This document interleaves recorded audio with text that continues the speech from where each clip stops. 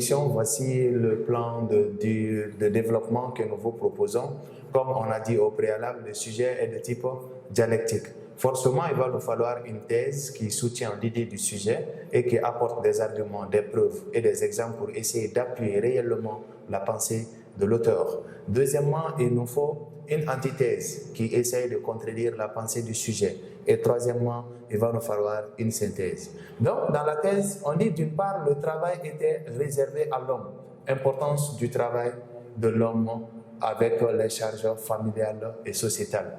On sait que autrefois, le travail était dédié seulement aux hommes. La femme était destinée à la maison, le foyer.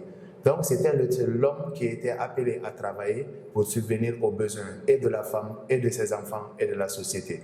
Donc, le travail était réservé seulement aux hommes.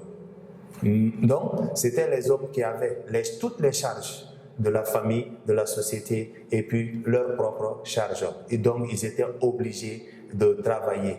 Et c'est eux qui faisaient venir les femmes de leur famille à la leur. Donc, pour ce faire, le travail revenait réellement à l'homme et c'est l'homme qui devrait obligatoirement travailler. Donc, on va essayer de dégager ici l'importance du travail de l'homme. Pourquoi l'homme travaillait dans la société et quel était le rôle et la place de l'homme dans le travail et pour la famille et pour la société. Après ça, d'autre part, on va dire la partie intégration de la femme dans le monde du travail.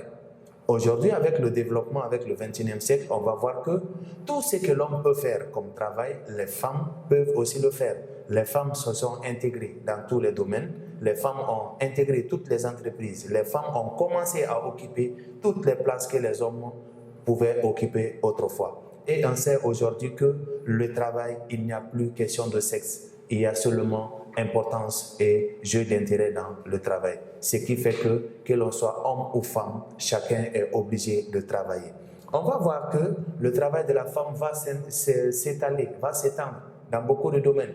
Dans le domaine de la politique, dans le domaine de l'industrie, dans beaucoup d'autres domaines, on va voir que les femmes vont essayer de travailler, de s'investir au même titre et au même pied d'égalité que les hommes. Donc, ils vont essayer de travailler d'arrache-pied pour égaler les hommes dans tout ce que le monde peut leur apporter. Donc, dans ce cas, on va parler de l'émancipation de la femme, égalité homme-femme. C'est-à-dire tout ce qui était réservé autrefois aux hommes sont aujourd'hui et à la portée et des hommes et des femmes. Chacun peut travailler dans ces domaines. L'important, c'est quoi? C'est d'avoir la capacité et la faculté intellectuelle à pouvoir diriger ce qui est recommandé.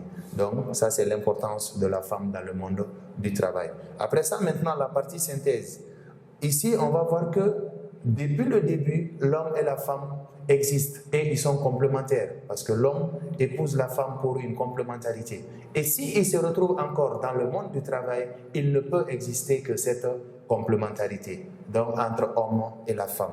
C'est pourquoi on a dit cependant la complémentarité homme-femme dans le monde du travail. Dans tout ce que l'on fait aujourd'hui, si ça ne tenait seulement qu'aux hommes, on va voir que le travail ne serait pas trop bien fait. Mais si les femmes intègrent le milieu avec les hommes, on va voir que la complémentarité va avoir de l'avantage et le travail va s'effectuer comme ça se doit. Donc, il faut parler aussi de cette complémentarité entre hommes et femmes. Voici ce que nous devons ressortir dans notre développement. Une thèse, une antithèse et une synthèse. Ok, donc après le développement, nous allons procéder à la conclusion. Comme on a toujours dit, il n'y a pas de type standard. Ça dépend de tout un chacun, ça dépend du rédacteur.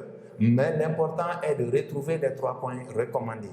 Premièrement, un résumé général. Deuxièmement, une appréciation personnelle. Et troisièmement, l'ouverture du débat. Donc, voici un type de conclusion que nous proposons. On dit en somme, le travail de nos jours est le facteur commun des individus. Un facteur commun, ça veut dire quoi? Que l'on soit homme ou femme, chacun peut travailler et chacun doit travailler.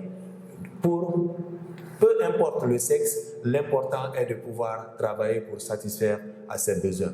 Puisque le monde est cher aujourd'hui, si l'homme et la femme parviennent à travailler, on va voir qu'ils vont se compléter dans les prises de charge et familiale et sociétale. Donc, cela va faire apparaître encore notre notion de complémentarité entre hommes et femmes dans les besoins de la famille.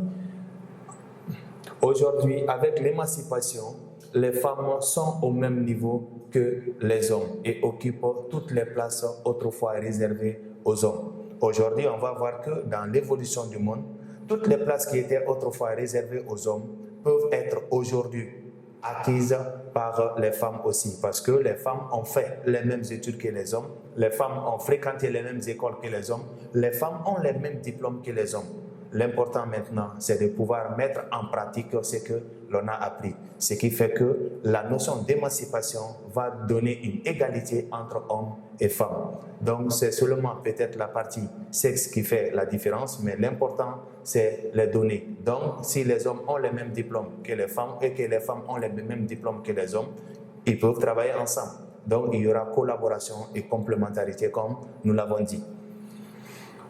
Cela permet une meilleure complémentarité dans les entreprises. Pour cela, pouvons-nous toujours continuer à reléguer la femme au dernier plan?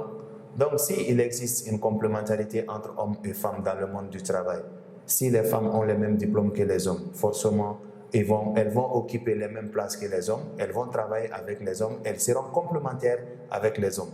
Maintenant, dans la partie ouverture du débat, la question est posée. On dit, pour cela, pouvons-nous toujours continuer à reléguer la femme au dernier plan avec tout ce que les femmes sont en train d'entreprendre dans le monde du travail, avec tout ce que les femmes sont en train de faire?